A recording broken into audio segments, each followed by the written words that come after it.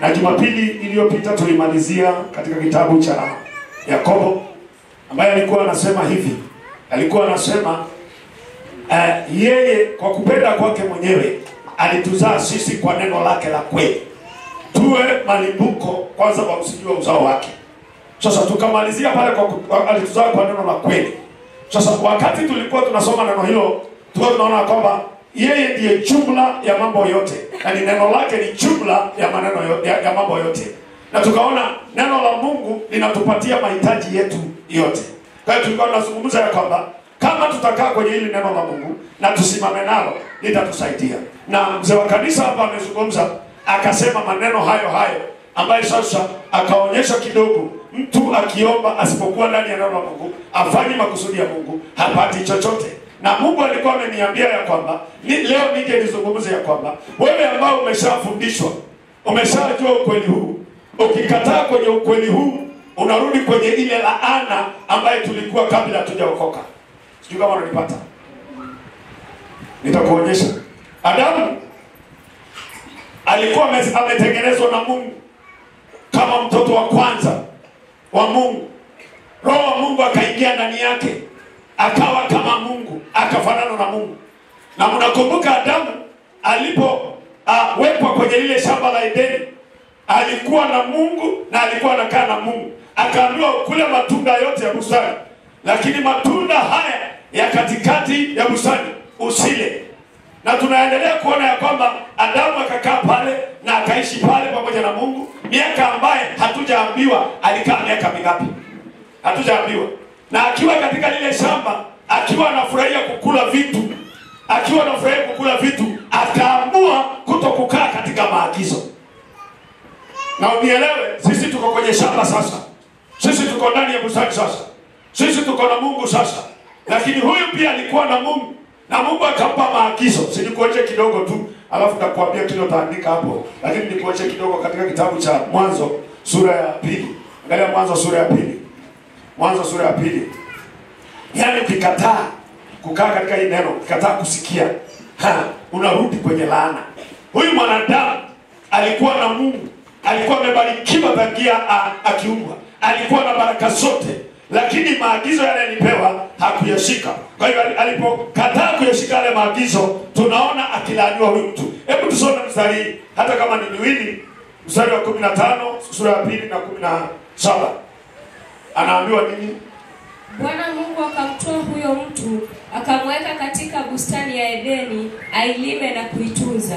Bwana Mungu akamwagiza huyo mtu akisema, matunda ya kila mti wa bustani waweza kula, walakini matunda ya mti wa ujuzi wa mema na mabaya usile, kwa maana siku utakapokula matunda ya mti huo utakufa hakika. Hayo ni maneno ya Mungu kama jinsi tunavyosema leo hapa.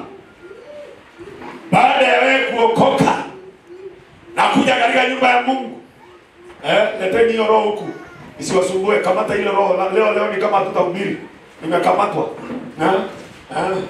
Akakataa, leta pande. Akakataa kushika lile agizo, akapata shida. Shetani ashindwe kabisa, afunguliwe huyu na apone. Lete katika jina la Yesu. Kuanzia sasa hizo kelele za shetani zinasumbua mtoto, na hayo magonjwa na hiyo udhaifu inaendelea kukaa, kwa mamlaka ya jina la Yesu Kristo nasema iondoke sasa, kwa damu ya Yesu Kristo, iende kabisa na isionekane ndani ya maisha yake. Na kuanzia sasa atulie na neno la Mungu liingie ndani ya watu, na yeye pia apokee uponyaji kwa jina la Baba na Mwana na Roho Mtakatifu. Amen. Je, hapo ni sawa sawa? Anaitwa shetani msumbufu. Sasa huyu mwanadamu ndio niko hapo. Huyu mwanadamu alikuwa na Mungu. Akapewa maagizo kwa sababu alikuwa na Mungu. Alipopewa ile maagizo, tutaangalia tuone akikataa. Lakini mimi nataka niseme ya kwamba hata sisi tulipozaliwa tukiwa ndani yake, tukiwa waasi, tukiwa watu wasiofaa, baada ya Yesu kuja na kutuokoa na kutuhamisha na kutuingiza katika ufalme huu, tunapewa maagizo ya kushika. Wakati hatushiki hayo maagizo, tunatoka nje ya agano la Mungu. Sasa Adamu akapewa maagizo, akaambiwa usikule hili tunda, na akaambiwa usikule. lakini alipokataa kushika yale maagizo, ukiangalia ile mstari wa sura ya 3 mstari wa 16 na 17 pia, angalia zile laana aliwekelewa sasa. Akamwambia mwanamke, hakika nitakuzidishia uchungu wako na kuzaa kwako. Kwa utungu utazaa watoto, na tamaa yako itakuwa kwa mumeo, naye atakutawala. Endelea. Akamwambia Adamu, kwa kuwa umeisikiliza sauti ya mke wako, ukala matunda ya mti ambao nilikuagiza nikisema usiale, ardhi imelaaniwa kwa ajili yako, kwa uchungu utakula mazao yake siku zote za maisha yako. Achia tu hapo. Hapa tunaona result ama matokeo ya mtu ambaye alikuwa anakaa mahali pazuri, alikuwa anaishi vizuri, anakula vizuri.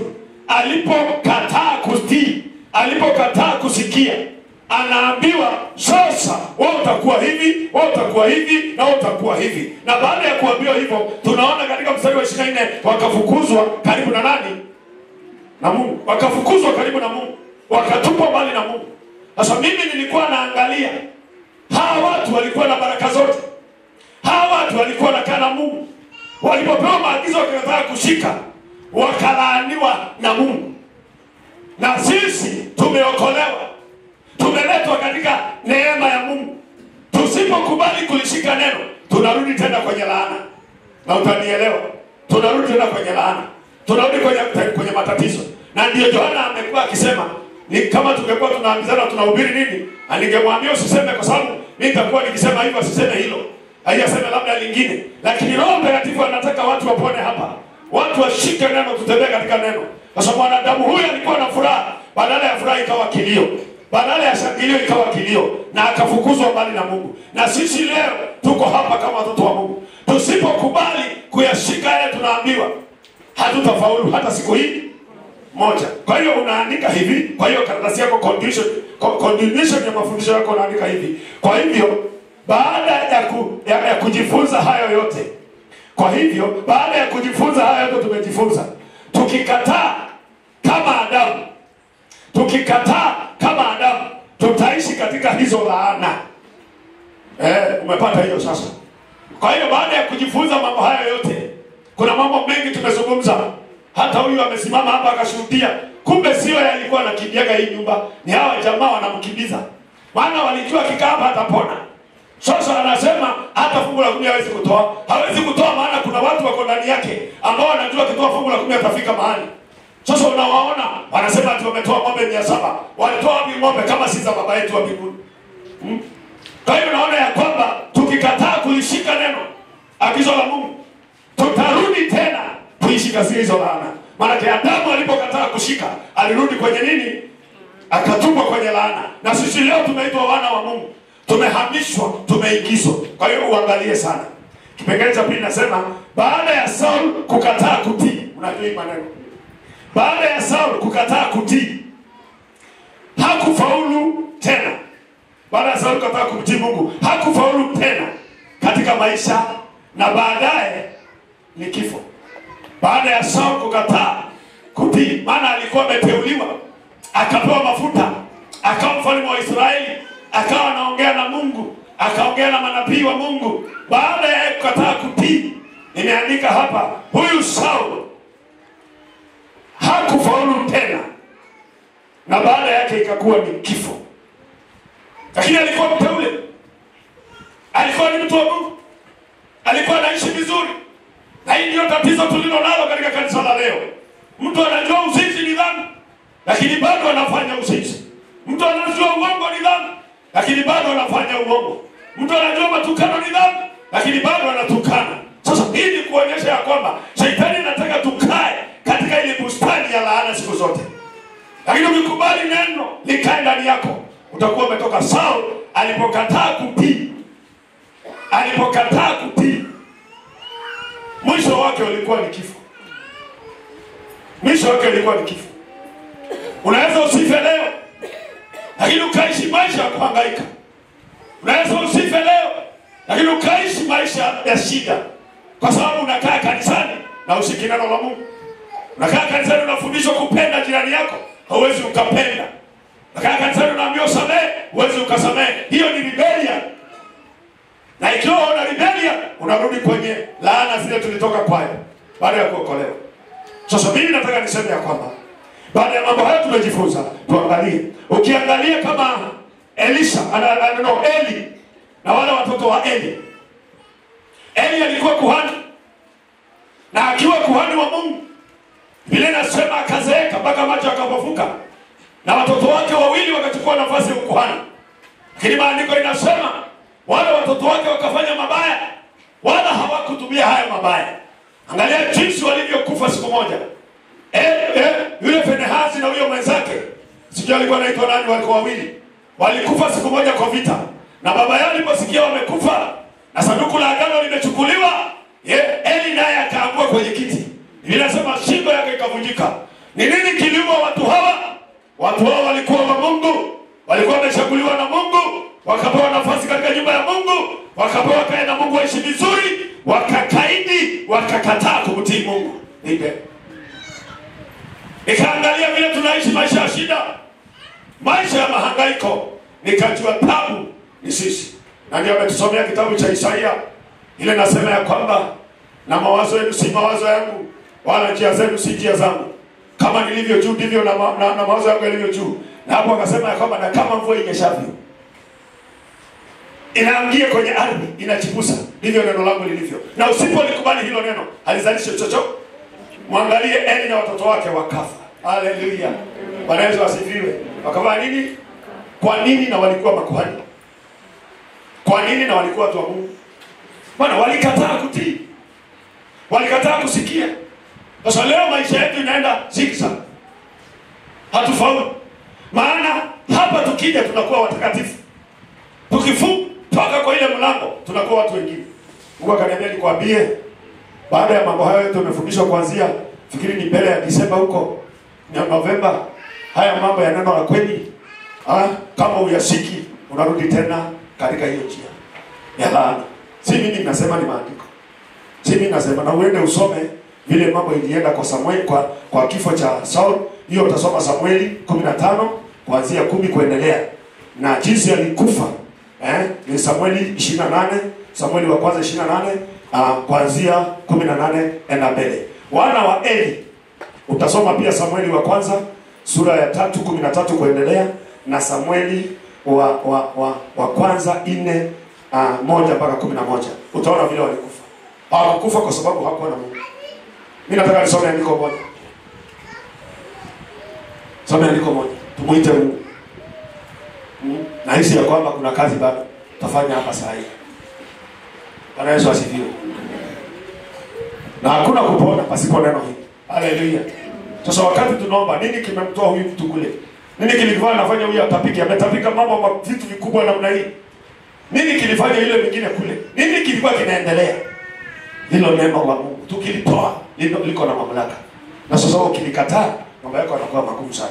Kwa hiyo mimi mniruhusu nisome kitabu cha Torati 10:28. Nisome mstari 3. Nitakuwa nikimalizia kitabu cha Warumi. Nitahubiri kwa muda mchache sana. Mwacheni mtu aendelee hapo. Wanaagana. Hii ni maagano inamalizika. Anatoka hapa kwa mzima. Tuko hapo. Kitabu cha Kumbukumbu la Torati sura ya 28.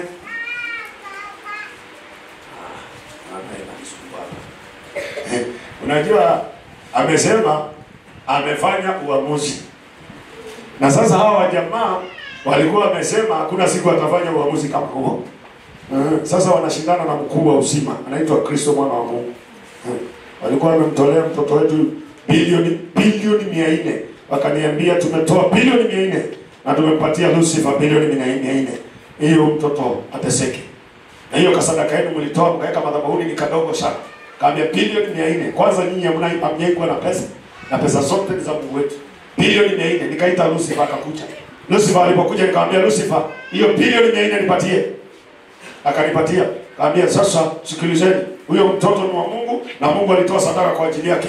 Na hamwezi mkachukua pesa za Mungu wetu na mkafanyia watu ibada. Sasa wakachukua ng'ombe za Mungu wetu wakafanyia ibada. Sema ameshindwa. Yeah. So long as ukikaa kwenye neno la Mungu, everything will go through. Hebu nisomee tafadhali mstari wa 15.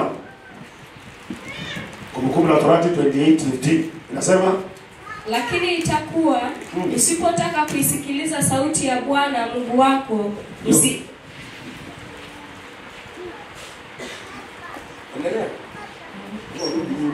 lakini itakuwa usipotaka kuisikiliza sauti ya Bwana Mungu wako, usiangalie kuifanya maagizo yake yote na amri zake ni kuagizavyo hivi leo, ndipo zitakapokujia laana hizi zote na kukupata. Achia hapo.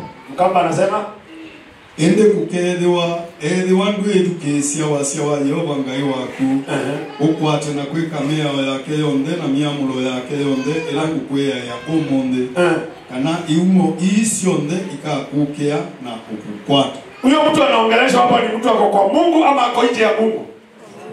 Ako kwa Mungu. Ndio wewe sasa. Nimekuongelesha na nitaendelea kukuongelesha. Kiingereza, but it shall come to pass, if you do not obey the voice of the Lord your God, to observe carefully all his commandments and his statutes, which I command you today, that all these curses will come upon you and overtake you. Kwa sababu tumejua neno la Mungu limekuja kwetu. Tumeitwa wateule wa Mungu. Tumechaguliwa, tumekuwa wana wake. Ametuzaa kwa neno lake la kweli. Sasa imefika wakati wa kuambiwa mambo wasiwasi. Subuhi umesomewa neno. Mkikaa neno langu, mkikaa ndani yangu na neno langu likikaa ndani yenu, ombeni lolote. Ikiwa neno haulitendei kazi, utakuwa unapiga kelele peke yako. Na mimi nataka nikuambie, baada ya kujifundisha mambo hayo yote, kuanzia mwezi wa 10 kufikia mahali tumefika, ukinisikiliza, hata wale wageni wamekuja, mnasikia, maana mlikuwa makanisani. Baada ya kukataa kusikia na kukaa katika neno la Mungu, zile laana zilikuwa kwetu zinarudi kwetu. Zile shida zilikuwa kwetu zinarudi kwetu. Yale matatizo yalikuwa kwetu yanarudi kwetu. Ndio unaona mtu anakaa miaka mingi kanisani lakini hana kitu anaweza akasimamisha. Because huyu mtu ni rebellion kwa neno la Mungu. Ni rebellion kwa neno la Mungu. Na ndio tumekuwa na kazi ngumu ya kuendelea. So tunataka tuendelee kiroho na kimwili. Na huwezi ukaendelea kiroho na kimwili. Anini kiroho na kimwili iwe chini. It's not possible. Wakati roho yako imekubali Mungu na unakaa na Mungu, ilikuonyesha Yesu Kristo mkono huu amebeba nini na mkono huu amebeba nini. Na akisema ninakaa ndani yako na wewe unakaa ndani yangu, ni kama unakaa bank na pesa ni yako, mali yote ni yako, afya ni yako, kila kitu ni yako, maana vitu vyote viko ndani ya nani? Ya Kristo Yesu. Sasa Wakristo wenzangu, tatizo tulilo nalo ni kusikia na kuacha. Kama tutaanza kutendea kazi wao itakuwa mzuri. Na kama tutatendea kazi, kila tutangoja kiwe juu yetu. Hizi laana zimeandikwa hapa chini. Hizi laana zimeandikwa. Ni nyingi, hata utake kusoma. Huwa sipendi kuzisoma. Maana ni mbaya. Kweli sipendi kusoma hizi laana. Mbaya. Ni mbaya. Na zinakuta nani? Mtu ambaye anasikia neno analikataa. Ukienda kule duniani, wale watu wako duniani wanafanikiwa kwa sababu Mungu anawafanikisha waje kwake baadaye. Lakini sisi ambao tuko kwa Mungu, hatuwezi fanikizwa tukifanya mabaya. Tunakuwa tuwe kielelezo. Na wana wa Israeli, ukisoma vizuri Biblia, walipotoka nje ya Misri, wakaingia jangwani. Wakakaa na Mungu jangwani. Biblia inasema wale wanaume walitoka kule Misri wakiwa wazima. Hakuna hata mmoja aliingia Kanaani. Sijui kama unajua hiyo maandiko. Kwa sababu walikaa na Mungu, wakakataa kumwamini Mungu. Kila siku ni manunguniko. Mungu akamwambia Musa, nitawachuja polepole. Na wale waliruka Yordani ni wajukuu na vitukuu. Na wale wote walitoka Misri wakiwa chini ya miaka 20. Ndio waliruka Yordani. Na waliporuka Yordani, maandiko inasema Mungu akamwambia Joshua, chukua hili jiwe la gumegume, watairishe mara ya pili. Wakatairiwa tena, likawa taifa la Mungu. Lakini wale wote waliomjua Mungu wakatoka kule Misri wakimjua Mungu, wakiwa na akili, wakimwangalia Musa, hawakufika huko. Ni nini kilizuia? Soma Biblia, utasikia walimkasirisha Mungu, walikataa kumwamini Mungu. Sasa sisi tujiangalie, tuangalie maisha yetu, tuone haturudi katika zile njia zilizofaa, ili hata kama ni pepo inakaa ndani yako, hiyo pepo itakuacha. Haleluya. Hata kama ni umaskini wa ukoo, huo umaskini utakuacha. Hata kama walikuandikia hutaishi, hiyo kitu itakuacha. Bwana Yesu asifiwe. Haleluya. Najua mama yangu alikuwa ananiambia, "Sende wewe hautaki kutoa boma." Ninamjua kwa nini? Baba yako alikuwa na boma kubwa lakini haikuwa boma. Na ni kweli. Na nilipofikia umri huo wa kuwa na boma, nikakaa nikafanya kama babangu. Nilikuwa namuona babangu, lakini hakunilea mimi. Nilizaliwa kama mtoto wa nje. Hakunisaidia, hakunisomesha. Lakini matendo yake yakaja yakanifuata. Wakati nimeamka wa kwanza nikawa mwingine, nikafanana na yeye. Sasa mama yangu alikuwa anasema sitatoa boma, na alikuwa ameamini sitatoa boma. Lakini wakati nilienda nikakutana na huyu Jesus, akaniokoa. Akanitoa huko kwa huyo baba. Akanitoa katika hiyo ukoo. Nikatengeneza boma. Mama yangu akiwa amenikimbia miaka 2, alirudi akaja akaniambia, "Naona wewe uko kwenye njia." Amefia mikononi mwangu na akaniacha niko na boma. Maana Yesu anabadilisha mtu. Lakini hawezi badilisha mtu ambaye ndani yake hajaamua. Haleluya. Lazima ufanye maamuzi. Ndio nilikwambia utawaliwa na neno na nani? Kwa hiyo Biblia inasema hapa, na singependa kusoma andiko kama hili kwako. Lakini kwa sababu ni neno la Mungu na kusomea, na singetaka iwe hivi kwako. Maana anasema hivi, "Lakini ikiwa usipotaka kusikiza sauti ya Bwana Mungu wako, usiangalie kufanya maagizo yake yote na amri zake ni kuagizazo hivi leo, ndipo zitakapokujilia laana hizo zote na kukupata."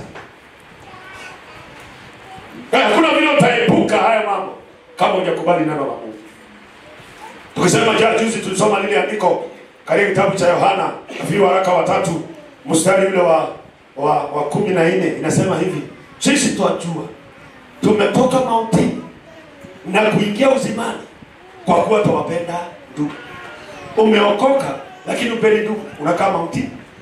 Na mtu aliye mautini ni mtu aliyekufa. Ukifanya vitu haviwezi kuinuka. Kwa hiyo ni vizuri tuelewe hivi. Mungu anataka tulikamate neno. Neno likae kwetu.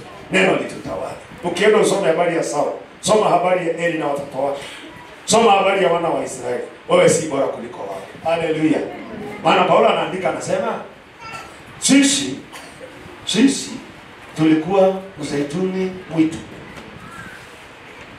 Na Israeli walikuwa mzeituni wa asili au mwema. Na walipokataa injili, maandiko inasema hawakukataa kwa sababu walikataa injili. Walikataa injili ili injili ije kwetu. Kwa hiyo wakakatwa kwenye ile miti ya asili. Wakakatwa Israeli, wakatupwa. Alafu ile ni zeituni mwitu, miti ya mwituni ikakatwa, ikaja ikapandikizwa juu ya hii miti ya asili. Sasa Paulo akiandika anasema, wewe ukiwa hapo usijiringe. Kama wale wa asili, wale wazaliwa pamoja na yeye walikatwa na wakatupwa, wewe ni kitu ndogo sana kuondolewa na kutupwa nje. Sasa Paulo anasema tuangalie walikatwa kwa nini? Kwa kutokutii. Na ukisoma kutokutii kwa inasema ili hii injili iwafikie mataifa. Kwa hiyo siku ya wokovu Waisraeli wote maandiko inasema wataokoka. Kwa hiyo haya mambo ni magumu kuelewa. Lakini ile kitu mimi nataka wewe ufanye. Kile unachojua kubali kufanya hivi. Kaa hivi. Usitoke nje. Na usipotoka nje utakuwa umefanya. Tumalizie kitabu cha Warumi. Nakwambia leo siongei sana. Warumi sura ya 2. Roman chapter 2. Bwana Yesu asifiwe. Huyu Mungu anatubariki kabisa. Na anabariki maisha yetu kabisa. Lakini mpaka tukubaliane na yeye. Na usiangalie. Hata kama shamba mtu analima anachoka. Mimi nimelima, mimi nimekuwa mkulima. Kama ni makaa, wakati pitako tubo ya mama yake, nilikuwa mambo ni magumu. Ndio nilikuwa nafungua shamba ya kwanza. Nimeng'oa miti. Eka kama ina hivi. Alafu nimechukua shoka nimekatakata hizo boroliti. Sio kama nazuia zile miti zinaitwa boroliti. Ukifika katikati unakuta kitu nyekundu. Shoka inasema Umekatakata miti, umekusanya, hauna msaidizi. Unaileta, unatengeneza tanuri, inaanzia hapa mpaka kwa ile ploti. Tanuri moja. Yaani unaweka miti kama miezi 4 ukiweka miti. Kufukia hiyo tanuri, sijui nilichukua mwezi ngapi kuifukia hiyo tanuri. Ndio shamba iwe safi niweze kulima. Wewe nikizungumza habari ya kupita, nimepita. Nikafunika hiyo tanuri yote na nikaweka moto, nikawa nalala hapo kwenye hiyo tanuri. Ida alikuwa kwa tumbo ya mamake. Nalala kwa hiyo tanuri. Ikibomoka nazima. Bomoka nazima. Makaa yakatoka. Nilitoa gunia 400. 400 baht. Lakini by that time gunia moja ya makaa ilikuwa shilingi 15. Na hakukuwa na mahali pa kuuza. 15 shilling. Kwa hiyo unaweza ukaangalia gunia 400, hakuna kitu. Lakini hizo pesa niliona ni mingi. Na nikaweka trekta kwa shamba ikalima. Piga matofali yotesha. Maisha haya ni magumu. Unachoka kwa kupiga tofali, unachoka kwa kuotesha, unachoka kwa kupalilia, mwisho unakula matu. Sasa watu wanataka waje hapa warukeruke, waimbe, warukeruke, lakini neno hilo ambalo ndio mbegu hawataka. Hiyo shamba yako haiwezi toa kitu. Wewe kula fungu za 10 tu. Hiyo duka itaendelea ikirudi chini badala ya kwenda. Hiyo ni neno la Mungu, sio mimi. Sasa mimi nataka nikuambie watu wa Mungu, tukubali kushika neno, tukae katika neno, tutembee katika neno, na tukiomba lolote Bwana anafanya. Haleluya. Atabariki hata kama ni kitu kadogo, kianza kanaenda kanalipuka. Wewe unafikiri kushona panja na unalipwa 80 panja, ulipwe 80, utoe kiraka 20, utoe gulu, utoe stima, inabaki shilingi 30. Itakuwa mingi lini hiyo pesa? Lakini ukiwa na Mungu hautajua vile itakuwa mingi. Maana hivyo ndivyo Mungu alifanya kwangu. Kwa mwaminifu mpaka akaniambia sasa anza hii. Shona panja hapo. Kwa anashonea jamaa mapanja. Na nikimaliza kushona panja nikienda kwa injili huwezi jua kama ninashona panja. Kakaa kwenye neno la Mungu. Sio injili nikahubiri nilokota pesa. Na mpaka leo sijafanya injili ya namna hiyo. Mungu akaniangalia. Leo Mungu amenifanikisha. Haleluya. Bwana Yesu asifiwe. Mungu amenifanikisha. Unakaa na mtu unamsikiliza, badala umuombee akubariki, unambariki kile amekuletea, unachanganya na kile kingine yako unampatia zote. Unasikiliza mtu unaona huyu hata hii sadaka anasema baba, Biblia inasema nyumbani mwa Mungu tuje mikono mitupu. Ni 200. Unashika, unatoa 200 kwa hapo unachanganya, unaambia Mungu akubariki sana. Huyo mama alitoka hapa analia.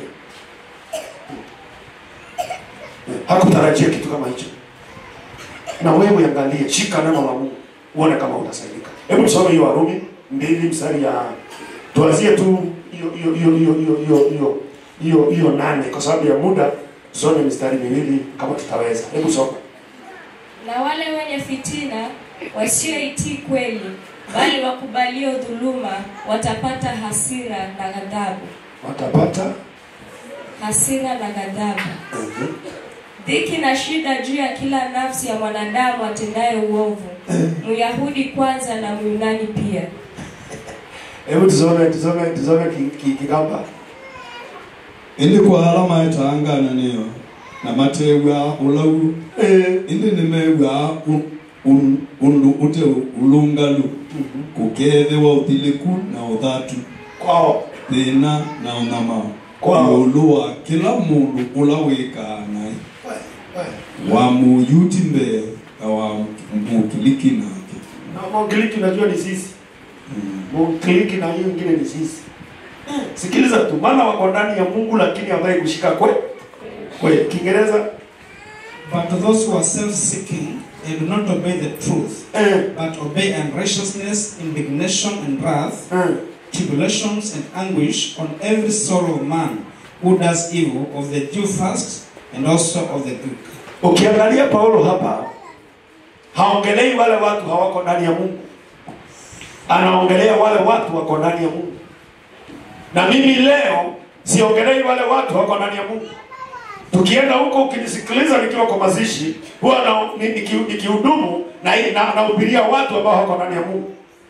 Na tukienda hizo kama hiyo crusade mlikuwa mnaenda kule Migungani, mnahubiria watu neno wakuje kwa Mungu. Sasa ukikuja kwa Mungu and then urudi tena katika kule kutenda yale maovu, ndio hili andiko linatimia kwa huyo mtu. Ndio nasikia Paulo anasema, na wale wenye fitina wasiotii kweli bali wakubaliao dhuluma, wanafanya tu kile kinaendelea, watapata hasira na ghadhabu. Yaani hizo hasira na ghadhabu zinakuja kwa sababu ya shida zile zitakuja kwao. Yale mateso watakuwa nayo. Ndio unaona watu wanalia, watu wanaomba hakuna mabadiliko. Maana watu hawajabadilika, hawataki kubadilika ndani ya mioyo yao. Kwa hiyo ni wakati wako wa kuangalia, wewe uko miongoni mwa watu gani? Je, wale wanaoenda ama wale wanaoangamia? Kama uko ndani ya wale wanaangamia, jiulize, ni kitu gani hiki sijafanya kinachofanya nifikie hapa? Hata ukienda kwa waganga ukatae kufanya masharti yao, mambo inafanya nini? Inaharibika. Si nyinyi wote ni Wakamba na mnajua? Kwani si tulikaa kwenye mila zetu na Ukamba wetu? Sasa tukitoka huko tunajua kwamba huyo ametutoa kwenye hizi mila za Ukamba wetu na Masai na kabila zingine, tukaja kwake tukaokoka, ni mkubwa kuliko mila zetu na Ukamba wetu. Tukielewa hivyo, hatutazingatia tena zile miungu, tunazingatia huyu Mungu. Lakini kama tutafanya hii kanisa ibada na tukienda nyumbani tunafanya tena ya miungu kwa sababu ni ya baba zetu, bado hatuko kwenye njia. Unanipata?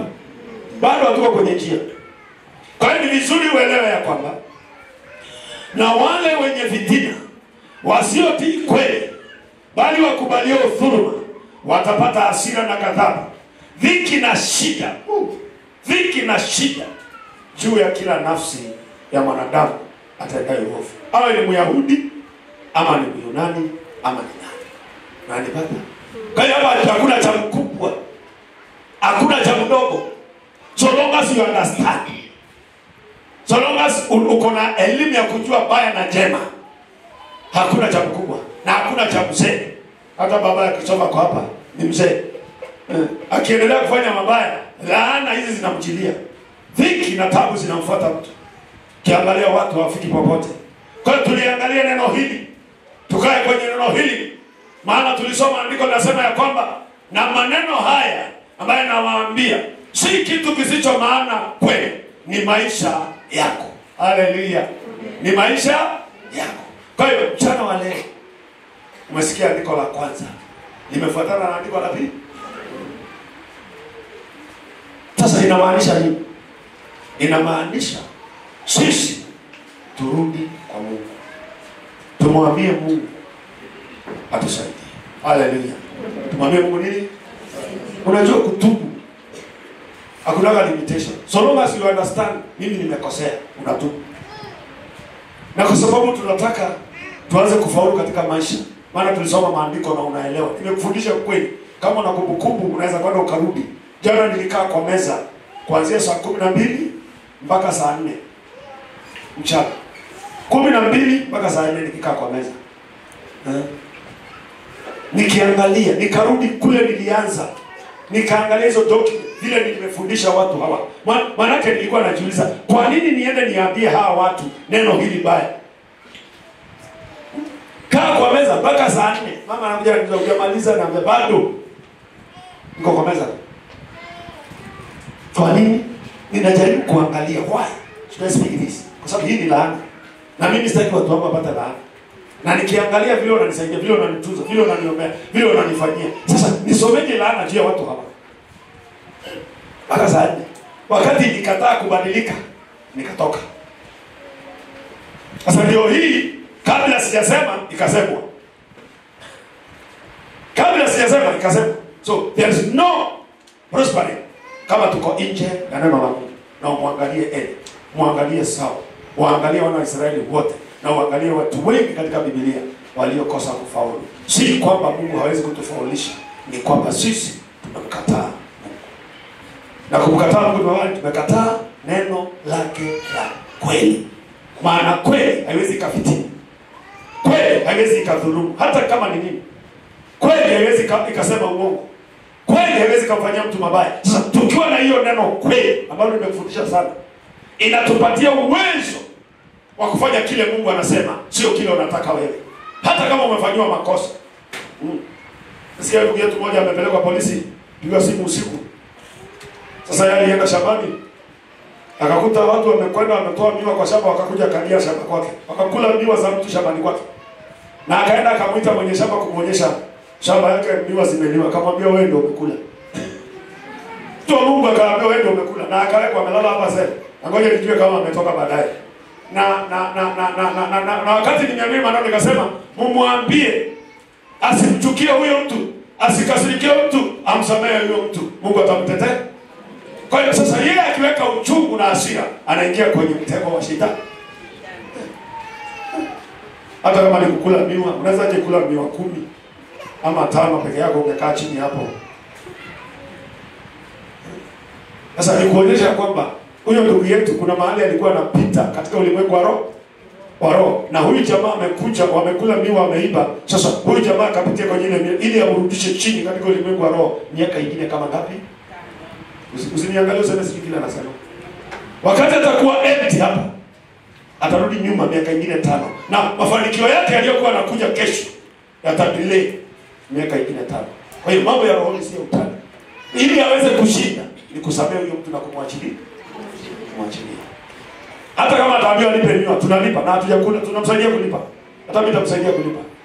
Na tusamehe hiyo kitu na tuache. Mungu atatetea kwa safari. Sasa wewe shika neno la Mungu. Kubali kaa katika neno la Mungu. Tutadhulumiwa katika nchi hii. Tutatukanwa katika nchi hii. Tutanyang'anywa katika nchi hii. Maana maandiko yanasema hapa si kwetu. Sisi ni wasafiri.